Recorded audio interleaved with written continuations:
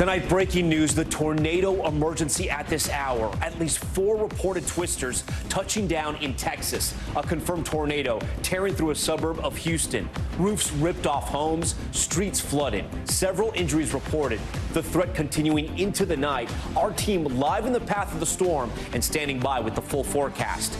Dramatic video showing the moment a suspected gunman was tackled by police just outside of San Francisco. That man allegedly responsible for the second mass shooting in the state in just 48 hours. 7 people killed across 2 rural locations. This after 11 were killed at that dance hall in Southern California.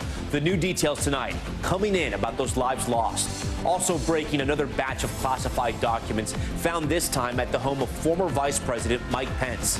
The discovery coming after similar documents were found at the homes of Presidents Biden and Trump. The lawmaker tonight calling this a bipartisan epidemic.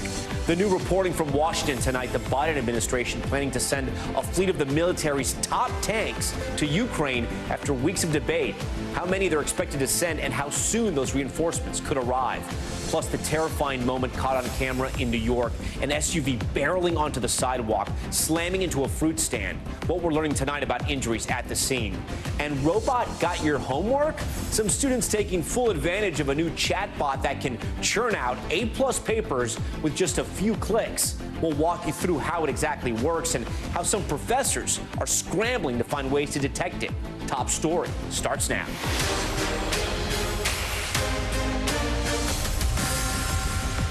And good evening. We want to get right to that breaking news tonight. A tornado emergency declared near Houston as severe storms tear through the area. At least 4 possible twisters and multiple injuries reported. And we are getting the first images of the damage into the newsroom. Here they are right here. A confirmed tornado sweeping through Pasadena, Texas late today. Roofs ripped off their homes. You see it there.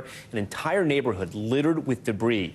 Heavy winds sending this tractor trailer toppling over a median, knocking open fire hydrants and destroying cars in nearby parking lots. In neighboring Spring, Texas, cars swallowed by the rising floodwaters. Others drivers left stranded. New Orleans now directly in the path of this storm. Morgan Chesky is there live for us tonight. Morgan, out of the corner of my eye, I can see the radar, the live radar. And what it's showing is that this storm is headed right for you and your team. Tell us what you're experiencing tonight. Tom, conditions only starting to deteriorate here in New Orleans. We have a wind gust warning that will last until tomorrow morning. They could be hitting 55 miles an hour, but those high winds that we're already feeling, not the concern. You mentioned it, Tom. It will be the tornadoes. A tornado watch in effect until 1 a.m. here in New Orleans, and that is what people are being aware of because they know all too well the severe weather impact that can happen in January, in February here, almost any time of year when you get the conditions like they are over the next 48 hours. But you mentioned that damage in Texas. We have some new video just in showing the path of that confirmed tornado through Pasadena, that suburb of Texas. And this was what was remarkable here, Tom, is the National Weather Service not wasting any time confirming this tornado, saying that it was telltale sign on the radar, left no doubt the damage left behind as to what it was. We do know that they're still surveying the damage, but there was one confirmed tornado, multiple reported tornadoes in that area. And among the damage, early reports of injuries. We know 3 people were taken to a nearby hospital with injuries, and a animal shelter that was struck, Tom, had 1 employee and 2 dogs that were injured as a result of this fast-moving storm that left wind damage and, as you mentioned, people trapped inside cars as those low-lying areas flooded with this storm. Right now, the rain not falling here in New Orleans. That is expected to change in the next hour or 2. We could have a real problem in our hands because, as we know all too well, it does not take a lot of rain in this city for the low-lying areas to flood. And this is an area that just several weeks ago was struck by a reported tornado. Now they're facing the threat yet again. Something that everyone here is all too familiar with. Tom? Yeah, the last few months, Louisiana has become a tornado magnet. All right, Morgan, you and your team stay safe tonight. We appreciate your reporting. I want to get right over to Bill Cairns, our NBC News meteorologist. Bill, I know you and your team have been tracking 2 major weather systems, including the tornadoes that are occurring right now. Walk us through what's happening. Oh, so the tornado we showed you all the pictures from, that was this little red icon right here near Deer Park in Pasadena. And since then, we've taken that line of storms and look at all the new tornado reports going up. Now, a lot of these happened after dark. We don't know yet how bad they were. A lot of them are over kind of rural areas, so it's going to take a lot longer for the crews to get out there and assess the damage and get anyone rescued that needs it. But this is now heading into areas of Louisiana. We've had at least now 10 or 11 tornado reports, and this will classify then as a tornado outbreak. Another one. This is like our third or fourth one this month alone in January, which is extremely rare. So here's our current line of storms. No active tornado warnings right now. That's good. A lot of lightning with these storms. And we will take this to New Orleans right around 11 p.m. or midnight local time in New Orleans is when that line will go through. And you saw how windy it is. A big concern is that the power will get knocked out from the high winds ahead, and then people won't get their tornado warnings, Tom, if they don't have power. So that's a huge issue. Yeah, we're going to stay on top of the tornado outbreak throughout this broadcast. Also get us up to speed on that winter storm we've been tracking as well. Yeah, so we got the severe weather, and then after all that, we're still going to have about, up to 82 million people that are included in winter weather advisories or warnings. So these are all the people that are going to be waking up in the morning, wondering if they have school tomorrow, wondering if work is delayed. Missouri, areas of Illinois, St. Louis included, Indianapolis, a major snowstorm for you, Toledo to Cleveland. And then tomorrow night, we take that entire mess northwards up into areas of the Northeast. So snow totals, it's going to be around 4 to 6 inches St. Louis, up to 6 to 8 inches Indianapolis. And it doesn't look like, Tom, not this time for New York and D.C. and Philly. Still no snow. Okay, we hope you're right. Bill, we appreciate all of that. We want to now move on to our another major story we're following tonight. A painful, familiar scene in America, another mass shooting reported in California, the second in just 48 hours. This one in Half Moon Bay, just south of San Francisco. Dramatic video showing the moment you see it here. The suspected gunman was taken down by police in front of cameras in the parking lot of the sheriff's office. That man accused of killing 7 people across 2 rural locations. That deadly spree, one of 39 mass shootings defined as incidents in which 4 or more people are shot or killed since the start of just 2023. And we're just 24 days in. It comes 2 days after the Lunar New Year massacre in Monterey Park in Southern California. 11 people killed, a cross laid out for each one of them. It has been done in the wake of so many tragedies in this country. We will have much more on the lives lost in a moment. But first, Miguel Almaguer is in Northern California tonight. Deputies made the arrest just outside the sheriff's department's front door. The 66-year-old suspected gunman, who investigators say killed 7 farm workers, whisked into custody after an officer spotted the man in a car with a semi-automatic weapon. We found him with his seat back. He was laying in the front seat, and luckily we were able to apprehend him quickly. Authorities say Chun Li Zhao began his rampage just before 2:30 p.m. Monday in Half Moon Bay at this farm where he worked. After killing 4 and critically wounding another, investigators say he drove 3 miles to a second agriculture center and shot 3 more to death. Families and children lived on the property. There were no specific indicators that would have led us to believe that he was capable of something like this. The arrest outside San Francisco marked the second mass shooting in California in 48 hours, both allegedly at the hands of senior citizens. Just 24 days into this year, 70 have been killed in 39 mass shootings. How many people have to die? How many children have to be killed? How many children have to witness their parents being killed? Authorities said the suspect was not previously known to police and described the shooting as a workplace violence incident. Tonight, friends and family of those feared dead are desperate for answers. We hear about this and we see it on the news, and it almost seems like it's our normal, and it's not right. We have to do something. We have to do more. Tonight, the once unspeakable, now seemingly routine, as another community finds itself in the middle of a mass shooting. Okay, Miguel Almaguer joins us now live from Half Moon Bay tonight, where that first shooting occurred. Miguel, what's next for the suspect? Well, Tom, the suspect is expected in court tomorrow. He is expected to face 7 counts of murder and 1 count of attempted murder. Police earlier today said he was cooperating, but the big unknown, the big question tonight, the motive. Why? Tom? Yeah, in both shootings. Okay, Miguel, thank you for that. Staying in California now, in the devastated community in Monterey Park, also looking for answers. Struggling in the aftermath of that deadly mass shooting.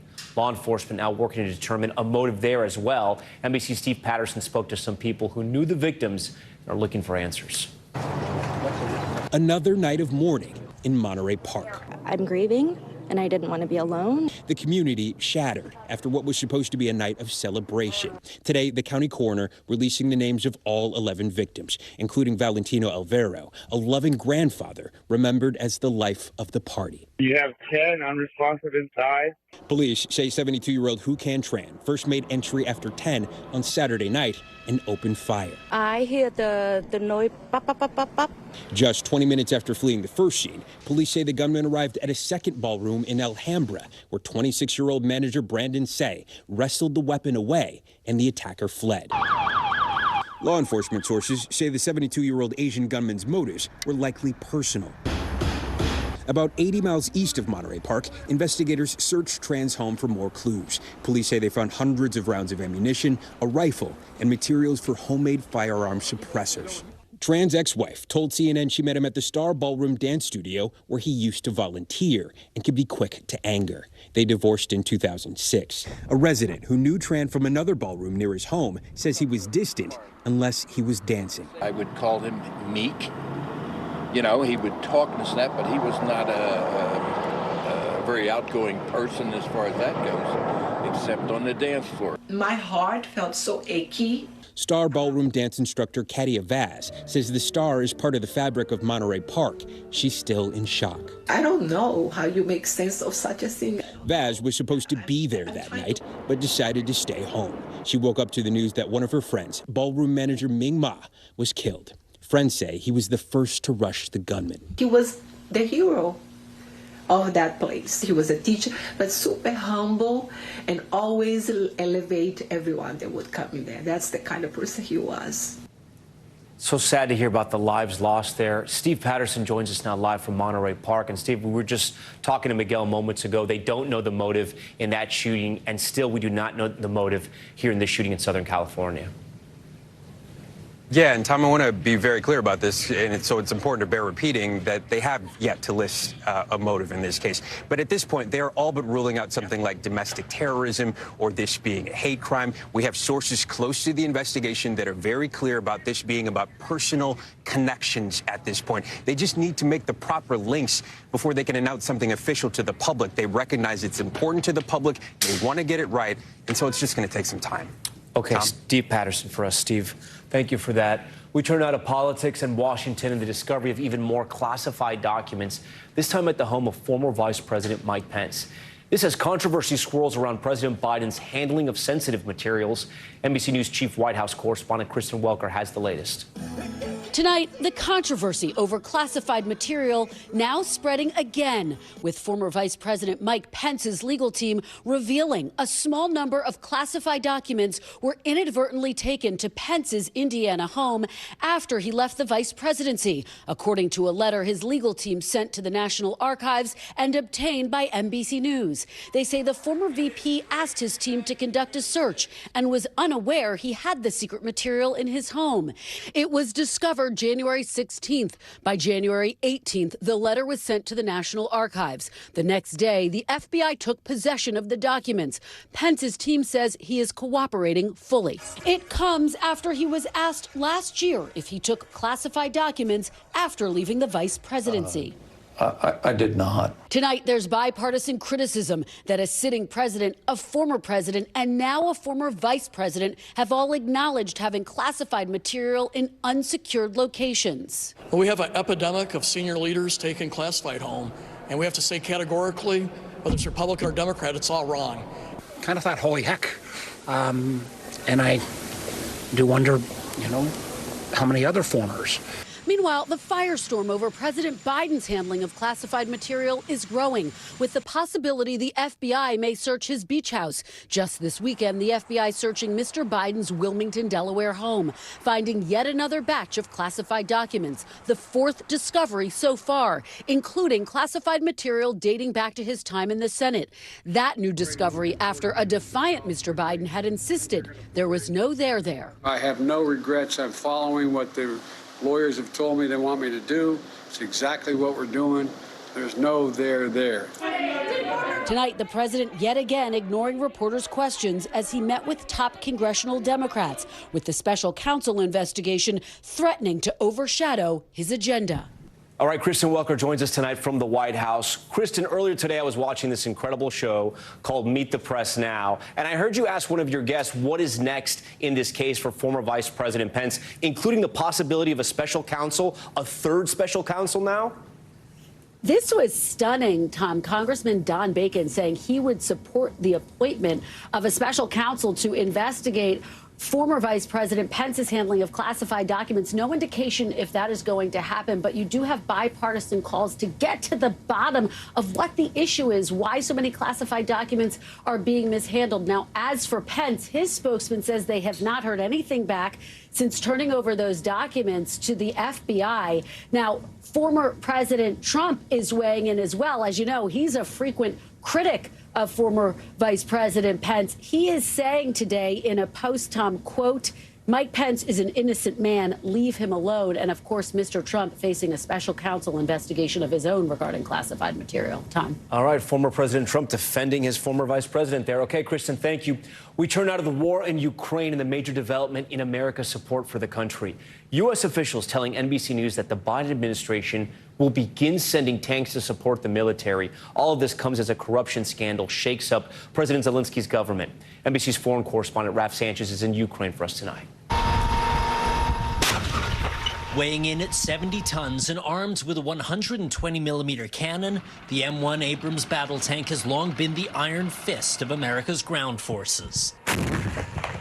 And now it's heading to Ukraine. After weeks of debate, 3 U.S. defense officials tell NBC News the White House will send several dozen American tanks to Ukraine's military. A shift from last week when officials said the Abrams, which runs on jet fuel, was too difficult for Ukraine to maintain.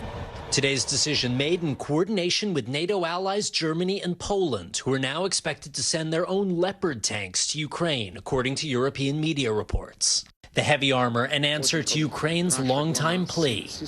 Give us tanks, give us more weapon, and we will stop this war as quick as we can. Fighting still raging along a vast front line in eastern Ukraine, and officials say Russia is preparing another assault. This is what Russian forces did the last time they laid siege to Kharkiv, and the Ukrainian government is now warning Vladimir Putin's forces are regrouping, and they may soon try again. It comes as President Zelensky shakes up his government amid high-level corruption allegations. His deputy chief of staff resigning today. No official reason given, but he was linked to an alleged $7 million embezzlement of humanitarian aid, a charge he denies. Also resigning this week, a deputy defense minister and 5 regional governors. Another official arrested after allegedly taking $400,000 in cash bribes. And here, a local police chief allegedly giving his girlfriend a permit to drive in an area usually reserved for emergency vehicles, according to the National Police. He's been suspended. Ukraine has long been plagued by corruption. Tom pressed another one of Zelensky's advisors on corruption last week. If there was any type of scandal, if it turned out that some of this money was going to waste or somebody stole the money, it could hurt the effort, the U.S. effort to give aid to Ukraine. What do you say to that? We understand that, any risk of any possible fraud is an issue of concern. And trust me that right now we are living in a country which is transforming itself on a daily basis because of the war, because we are losing our people. President Zelensky tonight fighting a war on 2 fronts, one against Russia's military and another against corruption at home. And Tom, those several dozen American tanks will be a formidable fighting force, but it's not clear when they're actually going to reach the battlefield. The real power of this decision is it gives political cover for Germany and other NATO allies to send their Leopard tanks to Ukraine. And there are about 2,000 of those in Europe already that could be on the battlefield soon. Tom?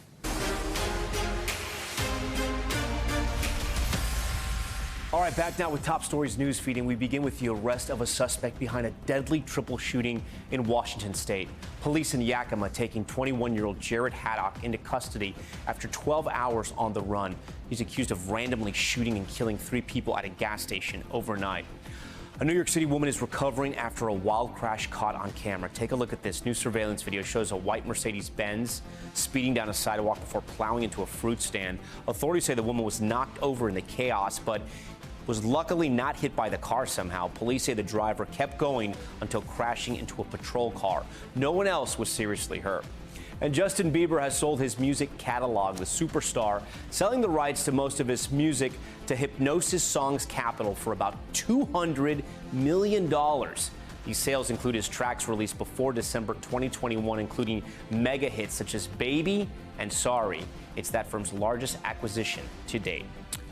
Stephanie Gosk brings us a report on the latest breakthrough in AI technology as a language model named ChatGPT has successfully passed a business school exam. But as this technology becomes more advanced, the debate around its role in education continues. Should we rely on AI to supplement or even replace human educators? Stay tuned as we dive deeper into this topic with our expert analysis. All right, before we get to Stephanie, I have to admit something right now. What I just said was not written by a human. In fact, that's the first time I even read it.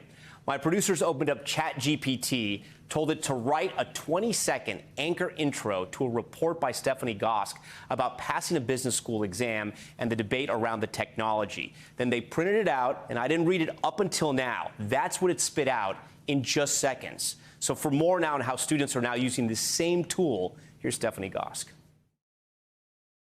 At UPenn's prestigious Wharton Business School, a B on an exam is pretty good. But a computer getting that grade using artificial intelligence is jaw-dropping. Professor Christian Tervish tested something called ChatGPT on a graduate exam. The computer put to use knowledge that analysts, managers, and consultants get paid big money for, although it struggled with sixth-grade math. Judge yourself. I think it's amazing, but it's still far from an A+. ChatGPT was launched just 2 months ago by OpenAI, Microsoft investing billions in the development. And the technology is already shaking up the academic world. At the University of Minnesota Law School, ChatGPT averaged a C+ on law exams, although professors noticed suspiciously perfect grammar. New York City and Seattle school systems have banned its use on department devices. NYU set up a task force within a week to deal with it. What was your first reaction when ChatGPT launched in November? It was eyes open and oh my God. And the big deal about ChatGPT is it is conversational, hence the chat part. You ask it a question, it gives you an answer. Relying on a database of words, a massive one, it can write an essay instantly on any topic.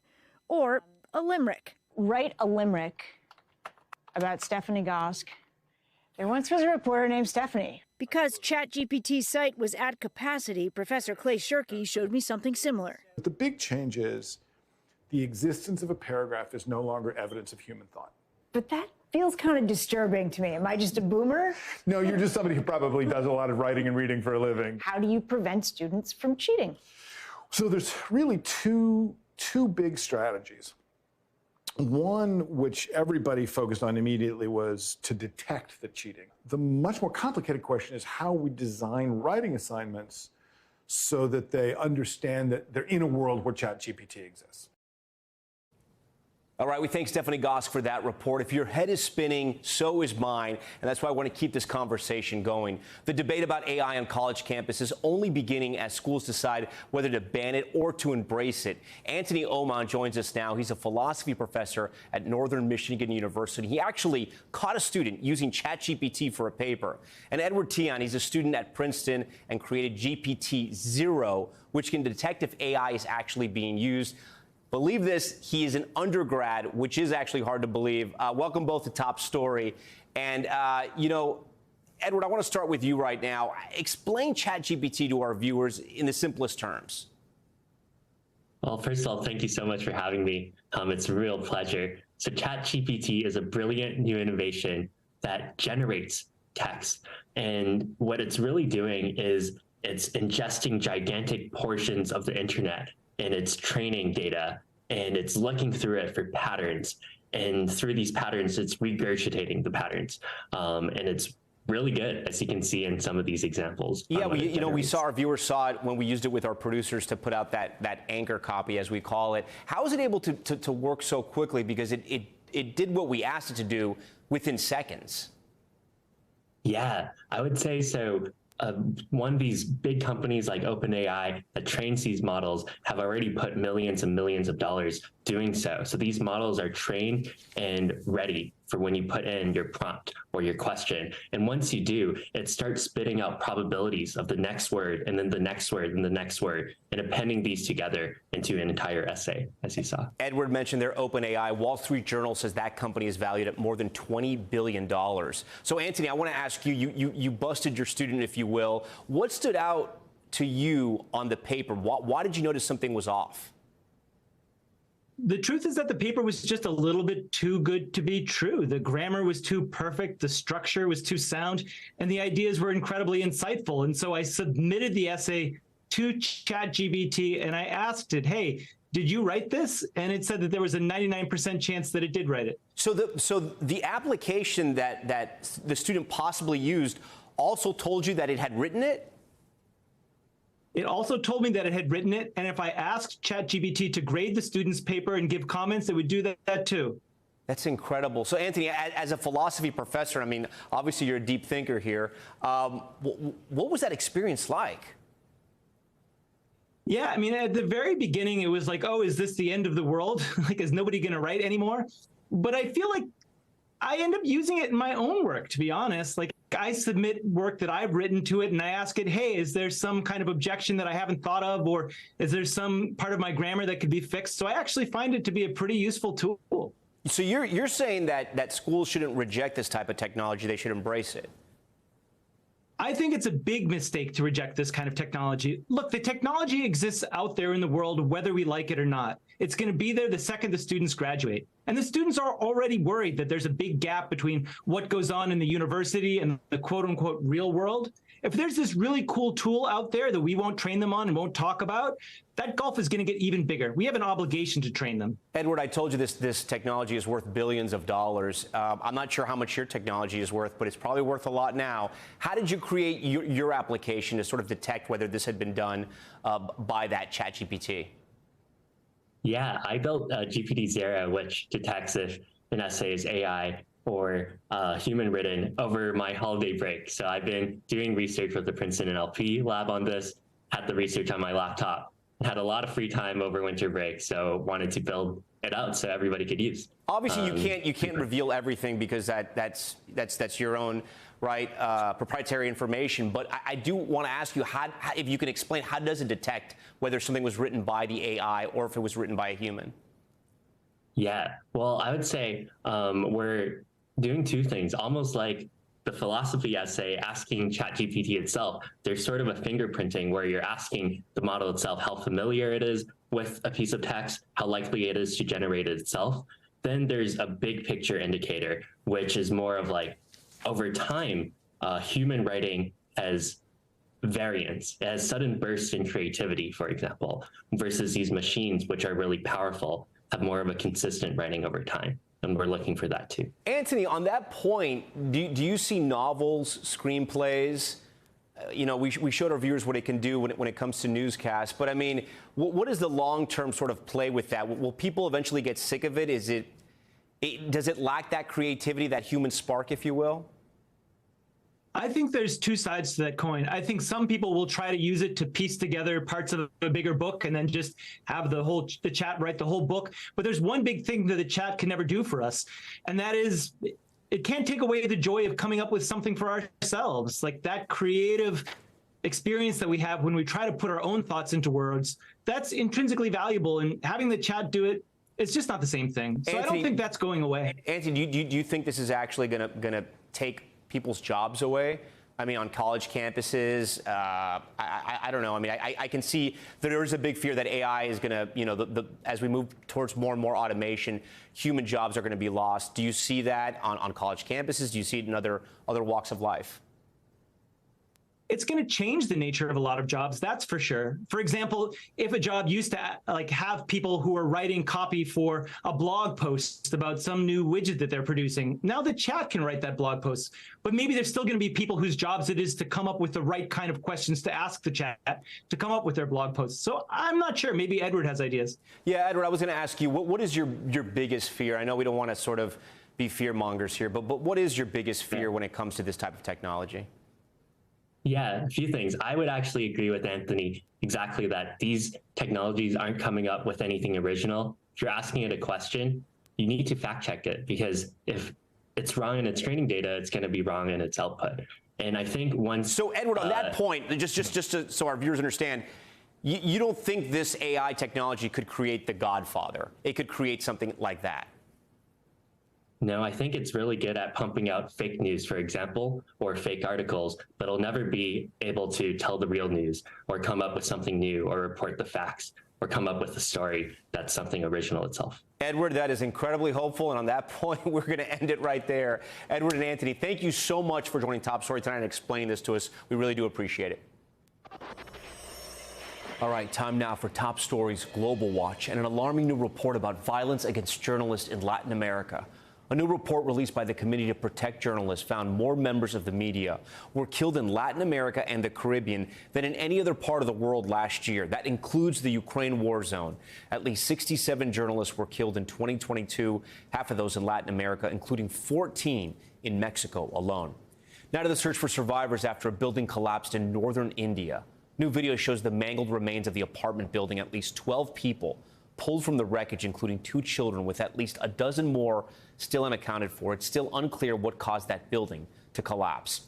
And the U.S. Coast Guard rescuing nearly 400 Haitian migrants near the Bahamas. Take a look at this. New video shows the 50-foot sailboat packed with migrants before they were detained by the Coast Guard. Bahamian officials calling it one of the biggest human smuggling incidents in the region. They say the migrants will be processed in the Bahamas before being sent back to Haiti. Okay, coming up, the high egg prices are forcing some to extremes. People now trying to bring them in from Mexico, in some cases by the hundreds. Yes, smuggling, not yayo, but huevos across the border. We show you how the sticker shock at your local stores is leading to the seizures at the border. Stay with us. All right, back now with the Americas and the growing problem for many Americans. Surging egg prices. At times, they are tripling. U.S. Customs and Border officials now scrambling to stop people from bringing in raw eggs from Mexico, an illegal move that could cost people thousands in fines. Stephen Romo has this very interesting story. Tonight, a crackdown in an unexpected contraband at the southern border. Crate after crate full of chicken eggs confiscated. Some going the extra mile to get their hands on a carton, all due to high demand and rising prices for the culinary staple. It shouldn't be such a struggle to put together a meal. The spike in egg costs now pushing some to go across the border, a move that's been banned for more than a decade due to the risk of avian flu. In South Texas alone, U.S. Border Patrol reports a 300% increase in raw eggs intercepted, with seizures ranging from 86 eggs at a time to nearly 350. And in San Diego, the customs team sending out a reminder that failure to declare agriculture items like uncooked eggs can result in penalties of up to $10,000. But Border Patrol says at times some travelers simply aren't aware that they can't enter the U.S. with raw eggs, and that moderate amounts could lead to a penalty that ranges anywhere from $300 to $1,000. So we've talked about inflation driving up the cost of groceries for a while now, but that is not exactly what's happening here. Egg prices continue to climb, even though inflation has leveled off. But they're such a mainstay for American tables, egg hunts like these are likely to continue. The average price for a dozen eggs hit $4.25 last month, up from $1.72 a year earlier, according to the U.S. Bureau of Labor Statistics. They were $17 for a whole case when we started, and now we're paying like $60 a case. The eggs are, in some places, you can find like a 45–50% expensive. So what's driving these climbing prices? Bird flu hit egg farmers hard. Nearly 58 million birds were killed last year to stop the virus from spreading, according to the USDA. And the majority were egg-laying hens. That led the U.S. egg inventory to drop nearly 30% by the end of last year. We used to have good brands for $3.50, but not anymore. Many now hoping for those simpler times when eggs were just cheaper by the dozen.